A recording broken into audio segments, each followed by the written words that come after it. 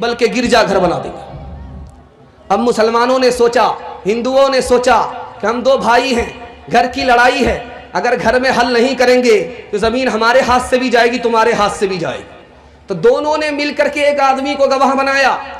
تعجب اس پر ہے کہ ہندوؤں کا مسلمان پر کیسا اعتماد تھا، کیسا خلوص تھا، کیسا بھروسہ تھا۔ ہندوؤں نے کہا کہ میں اپنی طرف سے گواہ بناتا ہوں، ہندو کو نہیں مسلمان کو بناتا ہوں، مفتی الہی بخش کو بناتا ہوں، ان کی زبان پر ہمیں بھروسہ ہے، وہ جو گواہی دیں گے ہم اس کو مانیں گے، ہمارے خلاف گواہی ہوگی تب بھی مانیں گے، ہمارے حق میں گواہی ہوگی تب بھی قبول کریں گے۔ تو انگریز نے کہا کہ سوچ کر کے فیصلہ لو، تم نے مسلمان کو گواہ بنایا ہے کہ سوچ لیا، فیصلہ لے لیا، گواہ بنا دیا، تم کارروائی کو آگے بڑھاؤ۔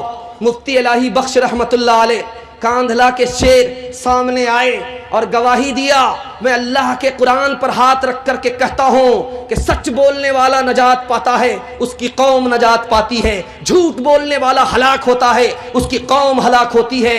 میں سچائی کے ساتھ گواہی دینے کے لیے کھڑا ہوا ہوں، یہ زمین مسلمانوں کی نہیں ہے، غیر مسلم کی زمین ہے، غیر مسلم کی زمین پر بغیر اجازت کے، بغیر قیمت کے اگر مسجد بنے گی نماز ادا تو ہوگی، قبول نہیں ہوگی۔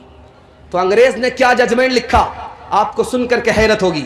انگریز نے ججمنٹ لکھا کہ اسلام جیت گیا، مسلمان ہار گئے، اسلام جیت گیا، مسلمان ہار گئے۔ اب انگریز نے غیر مسلموں سے کہا کہ تم مندر بنا سکتے ہو، تو غیر مسلموں نے کہا کہ اب مندر نہیں بنے گا، اب یہاں مسجد بنے گی۔ کہا کہ تمہارے حق میں فیصلہ ہو چکا ہے، مندر بناؤ۔ تو کہا کہ اس مسلمان کی سچی گواہی سے پہلے ہم ضرور غیر مسلم تھے، مندر بنانا چاہتے تھے، اس مسلمان کی سچی گواہی نے مجھے مسلمان بنا دیا، اب یہاں مندر نہیں بنے گا، مسجد بنے گی۔ چوتھا نمونہ آپ کی خدمت میں لے کر کے آ رہا ہوں، نبی صلی اللہ علیہ وسلم کے 700 سال کے بعد، آخری مثال دے رہا ہوں، پیغام کو ختم کر رہا ہوں۔ 700 سال کے بعد حملہ ہوا، اس حملے کا نام ہے تاتاری حملہ۔ 3 کروڑ مسلمانوں کو قتل کر دیا گیا، 3 کروڑ مسلمانوں کو قتل کر دیا گیا۔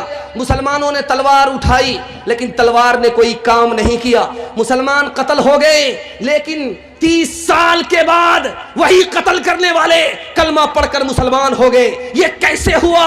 خانقاہ میں بیٹھنے والے پیر کا نام تھا شیخ احمد دربندی، انہوں نے نگاہ کا اثر ڈالا، جو شہزادے تھے وہ کلمہ پڑھ کر پیسے مسلمان ہوئے، جو قتل کرنے والے تھے وہ کلمہ پڑھ کر مسلمان ہو گئے۔ آخری مثال ہے، پیغام کو ختم کر رہا ہوں، ایک بات بتا رہا ہوں، اتنا بڑا جلسہ ہے، لاکھوں روپے خرچ ہوا ہے، اتنے دور سے مہمان آئے، آپ نے محبت سے ان کو سنا، محبت سے رخصت کیا۔